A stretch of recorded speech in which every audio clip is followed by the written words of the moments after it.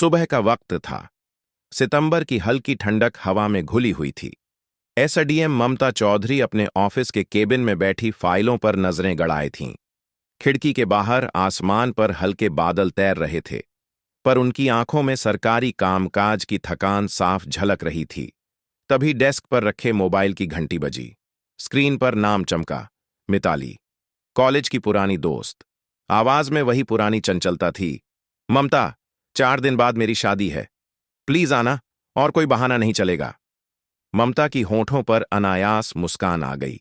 वर्षों पुरानी यादें लौट आईं। कॉलेज के गलियारों में मिताली की हंसी, देर रात तक की गई बातें, सपनों की उड़ानें। उसने खुशी खुशी हामी भर दी। तू चिंता मत कर, मैं जरूर आऊंगी।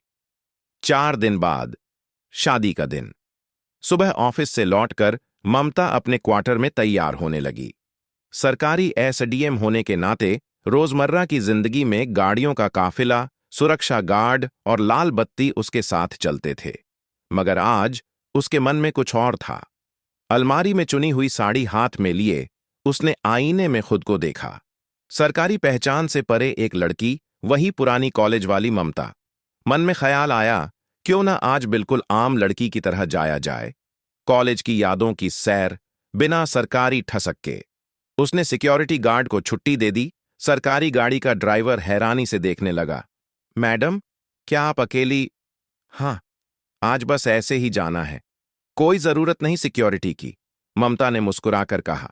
भाई की बुलेट बाइक बाहर खड़ी थी।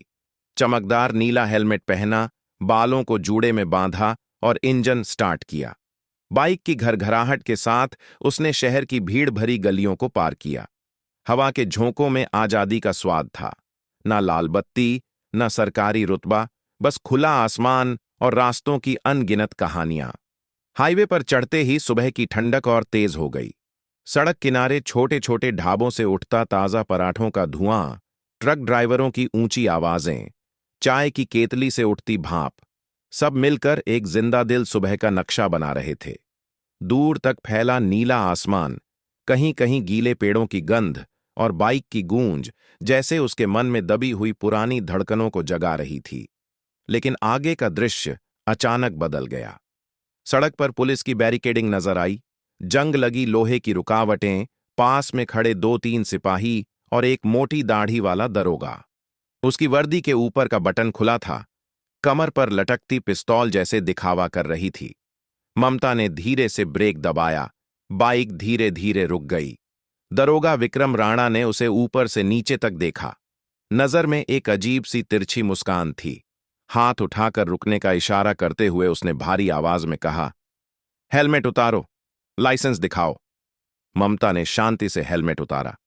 क्या बात है, कोई चेकिंग चल रही है? विक्रम की नजरें उसके चेहरे पर टिक गईं। धूप में चमकता ममता का आत्मविश्वास जैसे उसे चुभ रहा हो। वह थोड़ा आगे बढ़ा, आंखों में हल्की बदनीयती तैर रही थी। चेकिंग तो हर रोज चलती है, पर आज तो खास दिन है लगता है।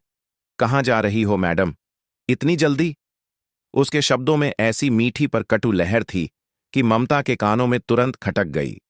उसने बिना भाव बदले बैग से लाइसेंस निकालकर उसकी तरफ बढ़ाया। गाड़ी रोकने का तरीका पता है ना? हेलमेट सही से नहीं पहना था, चालान बनेगा, विक्रम ने कागज उलटते हुए कहा। उसके पीछे खड़े 2 सिपाही हल्की मुस्कान दबा रहे थे। ममता ने गहरी सांस ली। सिस्टम का यही हाल है, मन ही मन सोचा, लेकिन उसने आवाज शांत रखी। हेलमेट सही से पहना था, आप चाहें तो चेक कर सकते हैं। विक्रम की आंखों में अब खुली बदनीयती थी। वह करीब आया, ममता की बाइक के हैंडल को छूते हुए बोला, बहुत बहस करती हो, पता है किससे बात कर रही हो? ये सड़क हमारी है, जैसा कहेंगे वैसा करना होगा। आसपास की हवा में अचानक तनाव घुल गया। राह चलते कुछ लोग पल भर को रुके, पर फिर अपनी राह चल दिए, जैसे यह सब आम बात हो। धूल में लिपटी सुबह की ठंडक अब कसकती गर्मी में बदल गई थी। ममता का चेहरा शांत था, मगर भीतर एक हलचल थी। उसका मन कह रहा था कि पहचान बता दे। एक एसडीएम के सामने यह दरोगा क्या है, मगर उसने खुद को रोका। नहीं, आज नहीं। आज वह देखना चाहती थी कि एक आम लड़की के साथ ये वर्दी वाले कैसे पेश आते हैं। विक्रम ने फिर से धमकी भरे लहजे में कहा, चालान तो कटेगा ही, वरना बाइक यहीं खड़ी रहेगी। और हाँ, इतनी जल्दी नहीं है हमें, आराम से बातें भी कर सकते हैं। उसकी मुस्कान में छुपी ललचाहट साफ झलक रही थी।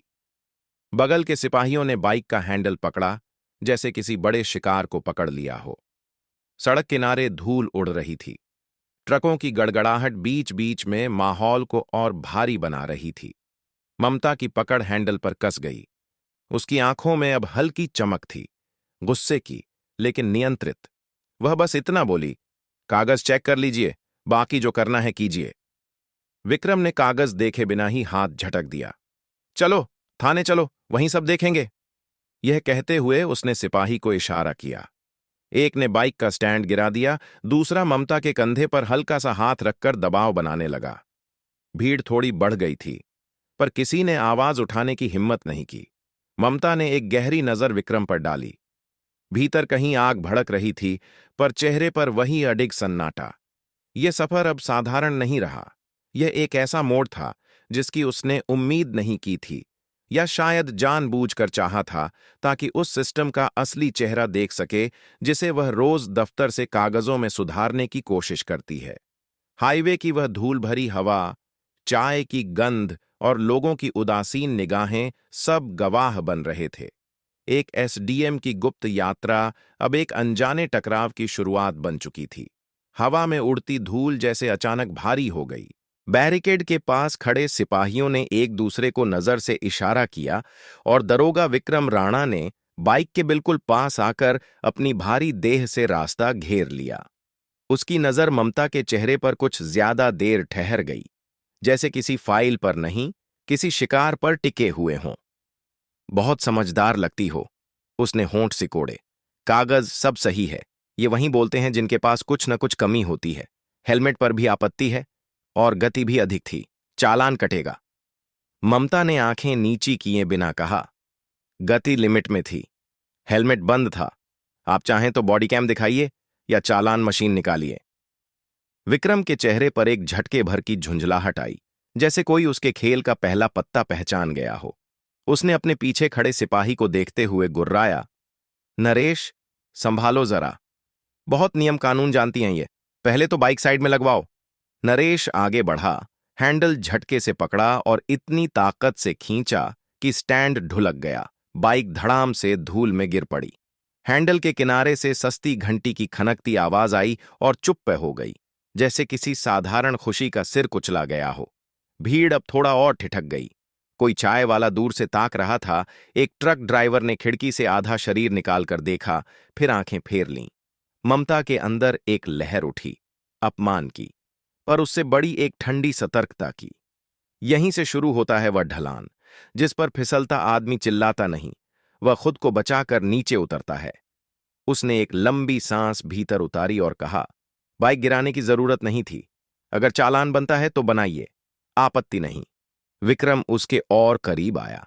अब उसकी सांस में गुटखे की तिक्त गंध साफ महसूस हो रही थी। आपत्ति नहीं? वह हंसा, सूखा, अटका हुआ।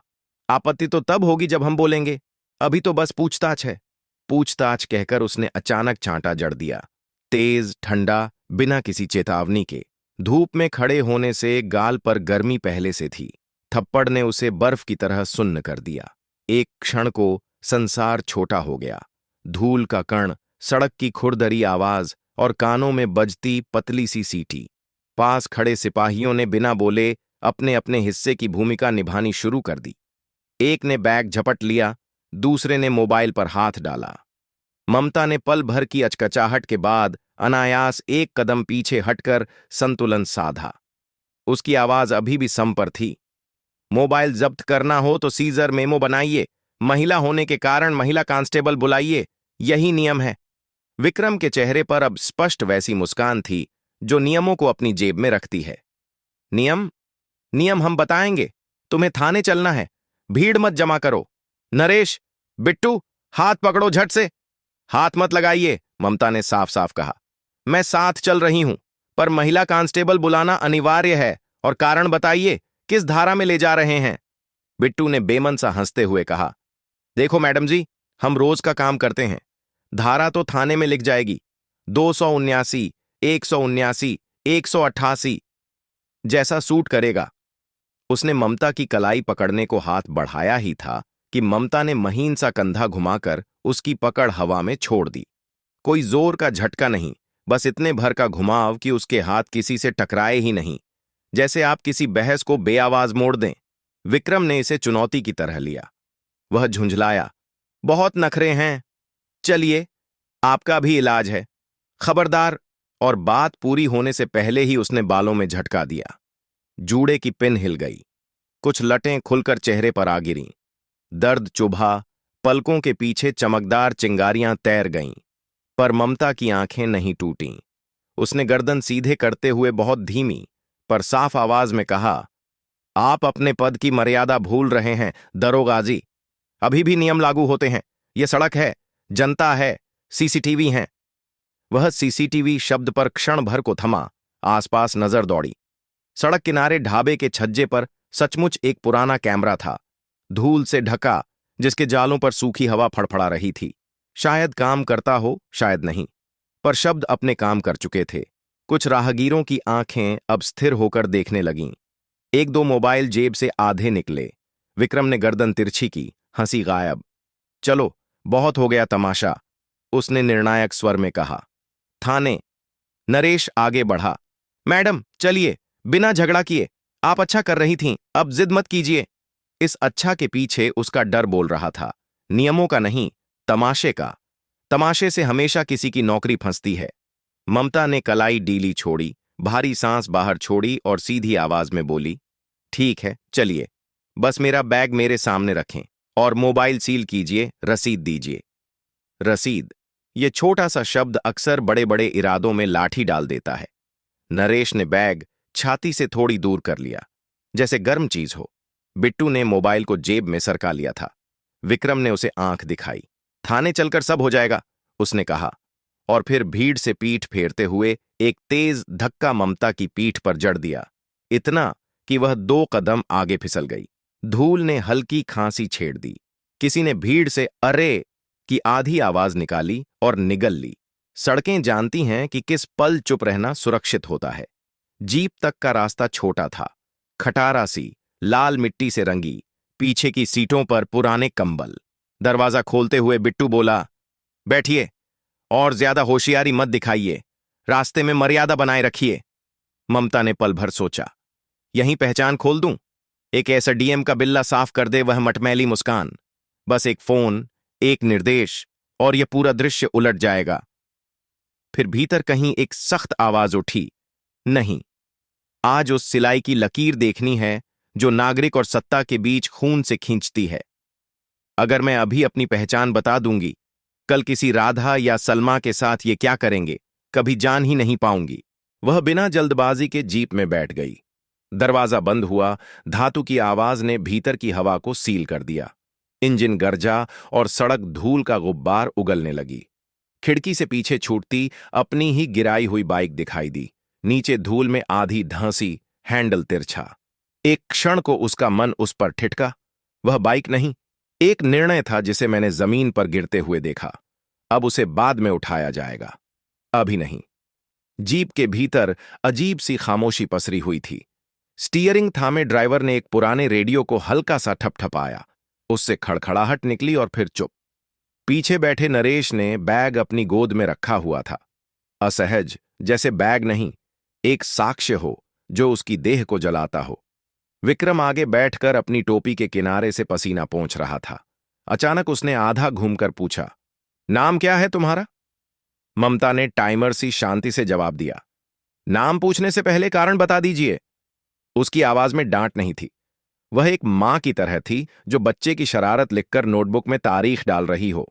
न तंज न ताव, बस तथ्य। कारण? कारण यह कि तुम ट्रैफिक रोककर हंगामा कर रही थीं, विक्रम ने कहा। सरकारी काम में बाधा, सार्वजनिक शांति भंग, धारा लग जाएगी। हंगामा आपने किया था, उसने कहा। मैंने सिर्फ उत्तर दिया, और महिला होने के नाते आपने मुझे बिना महिला कांस्टेबल के पकड़कर धक्का दिया, बाल खींचे। यह सब भी दर्ज होगा। अगर नोट करना चाहें तो अभी नोट कर लीजिए। जीप में बैठे सिपाही ने होंठ काटे। वह कागज निकालना चाहता था, जैसे मन मान रहा हो कि लिखने से कुछ ठीक हो सकता है, पर विक्रम की आंखें उस पर टिक गईं। हाथ वापस चला गया। दल का सबसे ईमानदार हाथ अक्सर पहले कांपता है, ममता ने सोचा, क्योंकि उसे मालूम होता है कि लिखना बचा भी सकता है और डुबो भी। थाने की ऊंची दीवारें दिखने लगीं, चूने की पपड़ी उधड़ी हुई, बीच बीच में खरोंचों से भरे नीले अक्षरों में सत्यमेव जयते जैसे किसी ने थूक से लिख दिया हो। छोटे से लोहे के फाटक पर ताला नहीं था, पर दरवाजे की कराहती आवाज बताती थी कि वह खुलना नहीं चाहता। भीतर आंगन में पीला सा बरगद, उसके नीचे टूटी बेंच और सामने दीवार पर लगे पीलापन लिए नोटिस, जुर्माना दर, हेल्पलाइन नंबर, शिकायत पेटी, जिसका मुंह वर्षों से जंग के ताले में बंद था। जीप रुकते ही विक्रम पहले उतरा। ममता ने दरवाजे की कुंडी भीतर से दबाई, बिट्टू ने बाहर से खींच ली। वह उतरी, धूल फिर उड़ी, और उस धूल में उसे अपने कॉलेज के किसी पुराने दिन की हल्की सी हंसी सुनाई दी।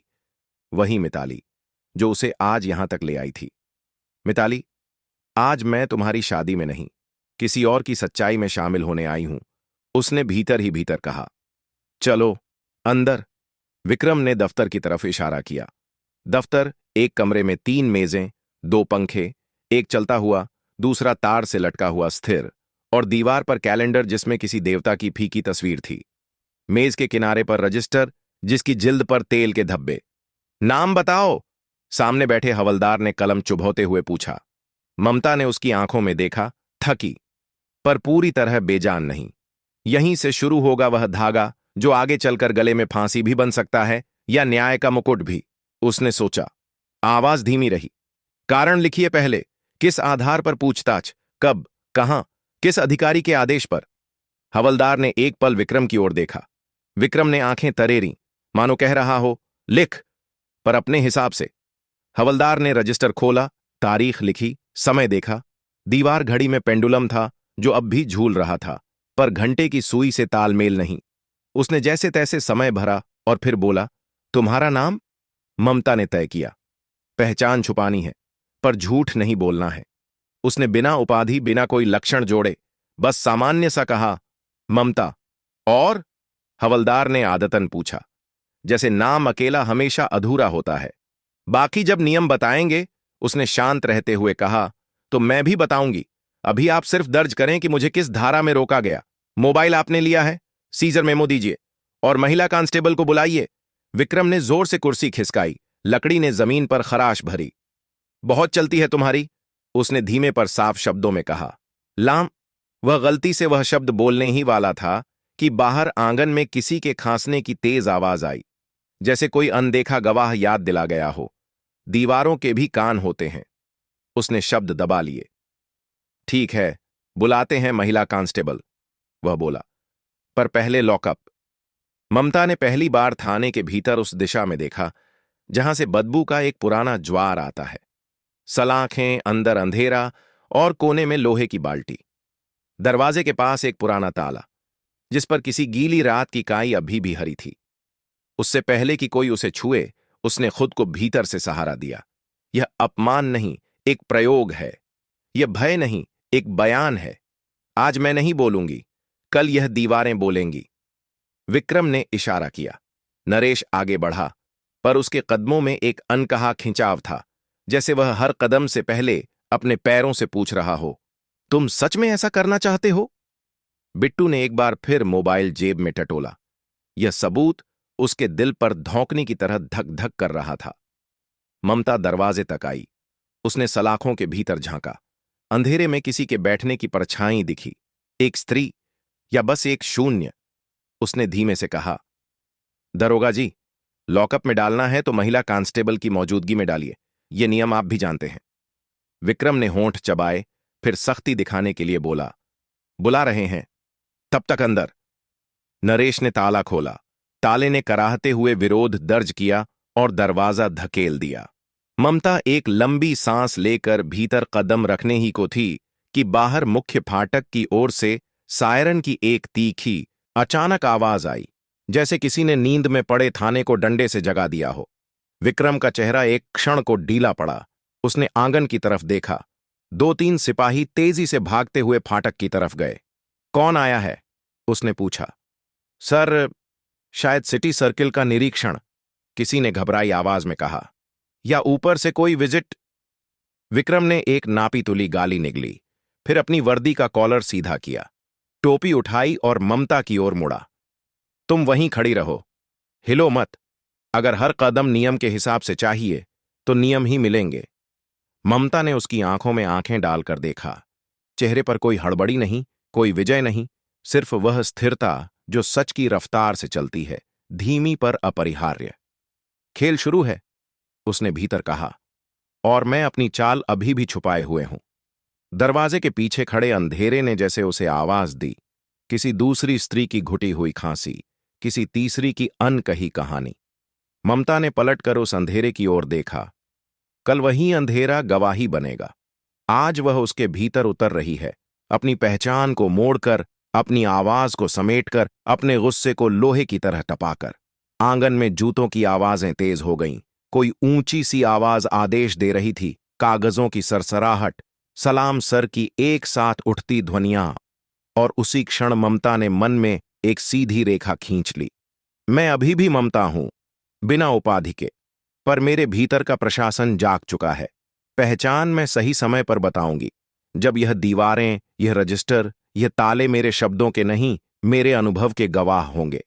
उसने बालों की खुली लट को कान के पीछे सरकाया, पीठ सीधी की और सलाखों की देहरी पर स्थिर खड़ी हो गई, न आगे न पीछे, जैसे एक पल को उसने समय को भी अपने साथ रुकवा लिया हो। लॉकअप का दरवाजा जंग खाए लोहे की कराह के साथ बंद हुआ तो अंदर की हवा अचानक और भारी लगने लगी।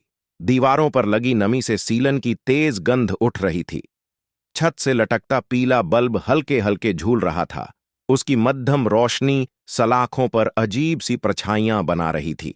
ममता ने अपने कदम धीरे धीरे भीतर टिकाए, मानो इस अंधेरे को अपने भीतर समेट रही हो। कोने में पड़ी टूटी खाट पर एक औरत बैठी थी, उम्र शायद 35 के आसपास, चेहरे पर थकान की मोटी परत, आंखों में अनकहा डर।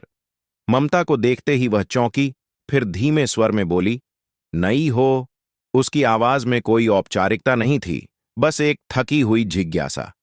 ममता ने हल्की मुस्कान दी, हां, बस अभी लाई गई हूं। किस केस में? यही तो पता नहीं, ममता ने सहजता से जवाब दिया। औरत ने एक कटु हंसी हंसी, फिर तो पक्के फर्जी केस में हो।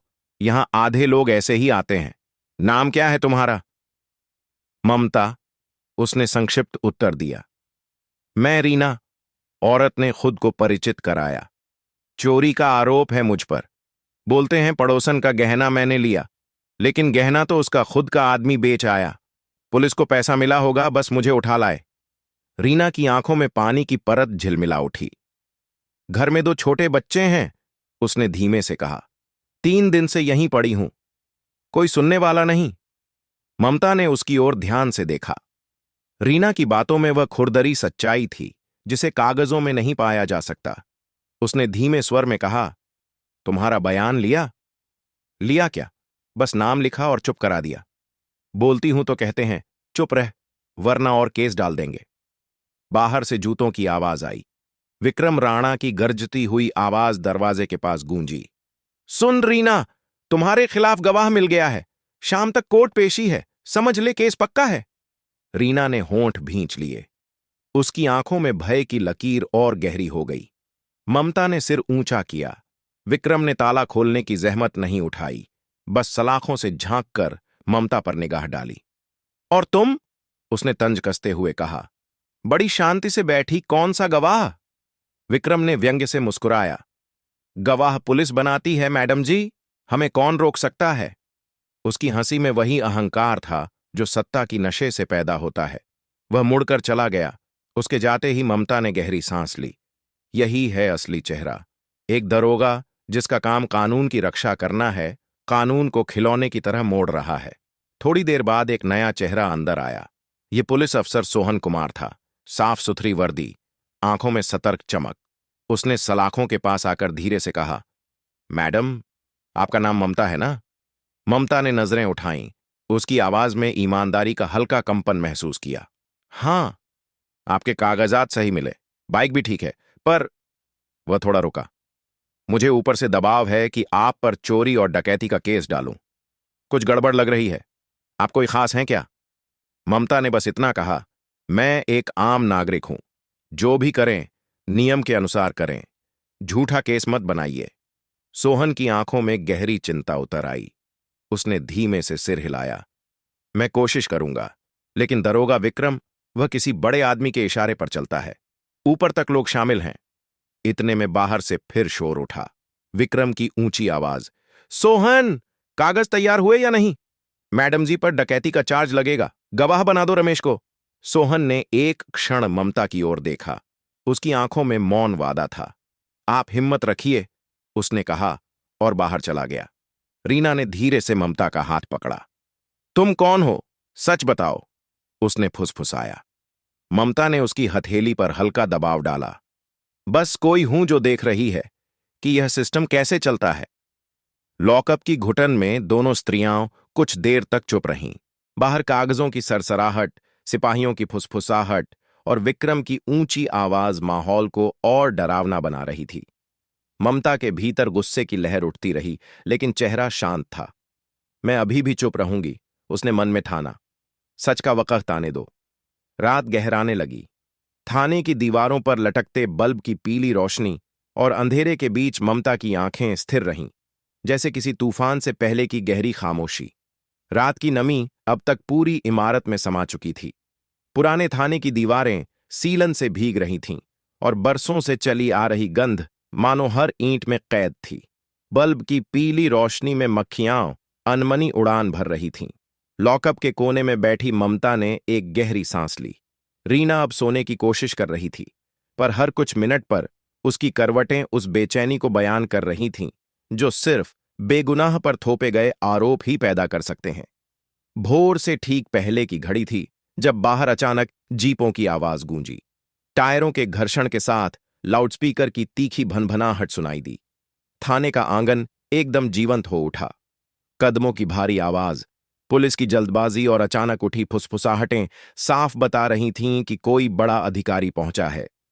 सभी लाइन में लगो, दरोगा विक्रम राणा की गरज गूंजी। उसकी आवाज में इस बार घबराहट थी। वह वाला आत्मविश्वास नहीं जो कुछ घंटे पहले ममता को थप्पड़ मारते समय था। दरवाजे की दरार से ममता ने देखा, थाने के मुख्य फाटक से जिलाधिकारी हरीश माथुर भीतर दाखिल हो रहे थे। सफेद कुर्ता पायजामा, माथे पर हल्की लकीरें, पर चाल में ठहराव। उनके पीछे दो गाड़ियों की रोशनी और तेज कदमों वाले स्टाफ। निरीक्षण है, एक सिपाही बुदबुदाया। यह खबर बिजली की तरह पूरे थाने में दौड़ गई। विक्रम ने माथे का पसीना पोंछते हुए डीएम का स्वागत करने की कोशिश की। नमस्ते सर, आप अचानक। हरीश माथुर ने उसकी बात काट दी। शिकायत मिली है कि इस थाने में अवैध हिरासत और फर्जी केस बनाए जा रहे हैं। सभी कैदियों को पेश करो। ममता ने सलाखों के पीछे से स्थिर नजर से यह सब देखा। एक पल को उनकी आंखें डीएम से टकराईं और तुरंत हरीश माथुर ठिठक गए। उन्होंने पहचाना, ममता जी। विक्रम के चेहरे से खून उतर गया। कौन? वह हकला गया। ममता ने अब उठकर सलाखों के पास कदम रखा। आवाज बिल्कुल संतुलित थी। जी, मैं ही हूं, ममता चौधरी, उप जिलाधिकारी। एक सेकंड के लिए पूरा थाना जैसे रुक गया। सिपाहियों की आंखें फैल गईं। रीना भी चौंक कर उठ बैठी। हरीश माथुर ने भौहें चढ़ाईं। दरोगा विक्रम, यह क्या हो रहा है? आपने एसडीएम को बिना कारण हिरासत में लिया और महिला कांस्टेबल तक नहीं बुलाया। विक्रम ने हकलाते हुए कहा, सर, सर, हमें नहीं पता था, पहचान नहीं हुई। ये तो हेलमेट। चुप रहिए। डीएम की आवाज अब कठोर थी। किस आदेश पर फर्जी केस तैयार हो रहे हैं? किसने कहा कि चोरी डकैती का मामला गढ़ो? बाहर खड़े सिपाही घबराकर एक दूसरे को देखने लगे। कोई जवाब नहीं निकला। ममता ने धीरे धीरे अपनी बात रखी। दरअसल मुझे देखना था कि एक आम नागरिक के साथ आपका सिस्टम कैसा व्यवहार करता है, और जो मैंने देखा है वह भयावह है। रीना जैसी महिलाएं जो निर्दोष हैं, यहां दिनों से सड़ रही हैं। मेरे साथ जो हुआ वह तो रिकॉर्ड में है ही। हरीश माथुर ने तुरंत अपने स्टाफ को आदेश दिया, रीना को तुरंत रिहा करो, सभी लॉकअप चेक करो और रिकॉर्ड पेश करो। एंटी करप्शन ब्यूरो को अभी कॉल करो, पूरी जांच अभी होगी। दरोगा विक्रम ने कुछ कहने की कोशिश की। सर, ये तो बस कुछ नहीं, डीएम ने बीच में रोका। तुम्हारा निलंबन अभी से प्रभावी है। हथियार और बैच जमा करो। दोनों सिपाही, नरेश और बिट्टू, जो अब तक विक्रम के इशारों पर चलते थे, हड़बड़ाकर पीछे हट गए। नरेश ने फटी आवाज में कहा, सर, हमें आदेश दरोगा जी से मिले थे। हम हम मजबूर थे। डीएम ने कड़क स्वर में कहा, जितना देखा उतना लिखा जाएगा। मजबूरी का बहाना मत बनाओ। एंटी करप्शन टीम तुम्हें भी पूछताछ के लिए ले जाएगी। ममता ने एक लंबी सांस ली। उसके चेहरे पर अब भी कोई विजयी मुस्कान नहीं थी, सिर्फ वही संतुलित गंभीरता। उसने रीना की ओर देखा, अब तुम घर जा सकती हो, डरने की जरूरत नहीं। रीना की आंखों में कृतज्ञता के आंसू थे। वह शब्द नहीं ढूंढ पा रही थी। बाहर कुछ ही मिनटों में माहौल बदल गया। जांच अधिकारी आए, कैमरे लगे, गवाहों के बयान लिए जाने लगे। विक्रम राणा की अकड़ टूट चुकी थी। उसके हाथ कांप रहे थे, चेहरा पसीने से तर था। ममता ने डीएम से धीमे स्वर में कहा, इस थाने की सड़ांध केवल कुछ लोगों की नहीं है सर, यह पूरी व्यवस्था की जड़ तक फैली है। जब तक ऊपर तक कार्रवाई नहीं होगी, बदलाव नहीं आएगा। हरीश माथुर ने सिर हिलाया। आप सही हैं, यह मामला यहीं खत्म नहीं होगा। राज्य स्तर पर रिपोर्ट जाएगी। रात का वह अंधेरा, जो अब तक डर और अन्याय से भरा था, अब गवाही बन चुका था। सलाखों के बाहर खड़े हर पुलिसकर्मी की आंखों में सवाल थे, और भीतर खड़ी ममता की शांत निगाहों में जवाब। भोर की पहली रोशनी थाने की दरारों से भीतर उतरने लगी थी, लेकिन अंदर की हवा में रात का तनाव अब भी धड़क रहा था। ममता चौधरी अब सलाखों के पीछे नहीं, बल्कि निरीक्षण कक्ष में डीएम हरीश माथुर के साथ खड़ी थीं। थाने का हर कोना हलचल में था। सिपाही फाइलें खोज रहे थे, नोटिस बोर्ड से पुराने आदेशों को उतार रहे थे, और बाहर गाड़ियों की कतार बढ़ती जा रही थी। विक्रम राणा को हथकड़ी पहनाई जा चुकी थी। उसका चेहरा अब पहले की तरह हेकड़ी भरा नहीं, बल्कि थका और मुरझाया हुआ था। लेकिन उसकी आंखों में एक अजीब चमक बाकी थी, मानो आखिरी चाल चलने का इरादा अब भी जिंदा हो। डीएम ने सख्त लहजे में कहा, विक्रम, अगर तुम्हें कुछ कहना है तो अभी कहो, वरना सीधे कोर्ट में बयान दर्ज होगा। विक्रम ने हल्की हंसी के साथ सिर उठाया। सर, आप सोच रहे हैं कि खेल यहीं खत्म है। यह थाने की बात नहीं, ऊपर तक जड़े हैं। मैं अकेला नहीं हूं। जिनके इशारे पर मैंने किया, वे अभी भी बाहर हैं, आपके ही अधिकारियों में। कमरे में पल भर के लिए सन्नाटा पसर गया। हरीश माथुर की आंखें सिकुड़ गईं। किसके नाम है तुम्हारे पास? एसएसपी, विक्रम ने धीमी मगर ठोस आवाज में कहा। हमेशा से उसकी ही छत्रछाया में काम किया। हर महीने की रकम ऊपर जाती है। आपको लगता है मैं अकेला ये सब कर सकता हूं? सिपाहियों की भीड़ में हलचल फैल गई। कुछ ने नजरें झुका लीं, कुछ के चेहरों पर डर साफ झलक रहा था। ममता ने डीएम की ओर देखा। मैंने पहले ही कहा था, यह सिर्फ एक थाना नहीं, पूरा तंत्र है। अगर कार्रवाई करनी है तो यहीं नहीं रुक सकते। डीएम ने तुरंत आदेश दिया, एंटी करप्शन ब्यूरो को संदेश भेजो, एसएसपी को तत्काल बुलाओ, मीडिया को भी आने दो। अब यह खुली जांच होगी। करीब 1 घंटे बाद सफेद एसयूवी का काफिला थाने के बाहर रुका। जिले के एसएसपी अपनी टीम के साथ अंदर आए। उनकी चाल में वह आत्मविश्वास था जो सत्ता से पैदा होता है। उन्होंने औपचारिकता से सलाम किया। सर, अचानक ये सब? हरीश माथुर ने सीधा प्रश्न दागा। दरोगा विक्रम राणा पर गंभीर आरोप हैं और उसने आपका नाम लिया है। क्या आप स्पष्टीकरण देंगे? एसएसपी का चेहरा पल भर को सफेद पड़ गया, पर उसने मुस्कान ओढ़ने की कोशिश की। सर, यह नीच स्तर का षड्यंत्र है। एक बदनाम दरोगा अपनी जान बचाने के लिए कुछ भी कह सकता है। ममता ने मेज पर रखा फाइल कवर आगे बढ़ाया। अंदर रात भर में जुटाए सबूत थे, मोबाइल रिकॉर्डिंग, रीना का बयान और वे दस्तावेज जो सोहन कुमार ने चुपचाप इकट्ठा किए थे। ममता ने शांत स्वर में कहा, यह सिर्फ शब्द नहीं, प्रमाण है। पैसों के लेन देन, फर्जी केसों की लिस्ट और ऊपर तक भेजी जाने वाली रकम की डायरी। कमरे में भारी खामोशी फैल गई। एंटी करप्शन अधिकारी ने सबूतों पर नजर डाली और बिना देर किए अपने स्टाफ को इशारा किया। एसएसपी साहब, आपको अभी हमारे साथ चलना होगा। यह प्राथमिक गिरफ्तारी है, आगे की कार्रवाई कोर्ट में होगी। एसएसपी की आंखों में गुस्से और भय का मिला जुला भाव था, लेकिन सामने खड़े अधिकारियों और कैमरों के बीच वह कुछ नहीं कर पाए। हथकड़ी की ठंडी खनक ने पूरे थाने में गूंज पैदा कर दी। बाहर मीडिया का जमावड़ा हो चुका था। कैमरों की फ्लैश लाइट्स, लाइव रिपोर्ट और हर चैनल पर यही सुर्खी। एसडीएम ममता चौधरी ने उजागर किया पुलिस का बड़ा भ्रष्टाचार। रीना, जिसे उसी सुबह रिहा कर दिया गया था, लौटकर थाने के बाहर खड़ी थी। उसने दूर से ममता को हाथ जोड़कर प्रणाम किया। उसकी आंखों में अब डर नहीं, उम्मीद थी। ममता ने बाहर आकर मीडिया से कुछ ही शब्द कहे। यह किसी एक दरोगा या एसएसपी की कहानी नहीं है। यह उस व्यवस्था की गंदगी है जिसे साफ करना हम सबकी जिम्मेदारी है। मैंने सिर्फ अपना कर्तव्य निभाया है। राज्य सरकार तक यह खबर पहुंचते देर नहीं लगी। उसी दिन शाम को मुख्यमंत्री ने प्रेस कॉन्फ्रेंस में ऐलान किया, जिले के पूरे पुलिस विभाग की विशेष जांच होगी। दोषियों को बख्शा नहीं जाएगा। अगले हफ्ते में दर्जनों पुलिसकर्मी निलंबित हुए। कई अफसरों के घरों पर छापे पड़े। अवैध संपत्ति, बेहिसाब नकदी और फर्जी खातों का खुलासा हुआ। यह मामला सिर्फ एक जिले तक सीमित नहीं रहा। अन्य जिलों में भी इसी तरह की जांच शुरू हुई।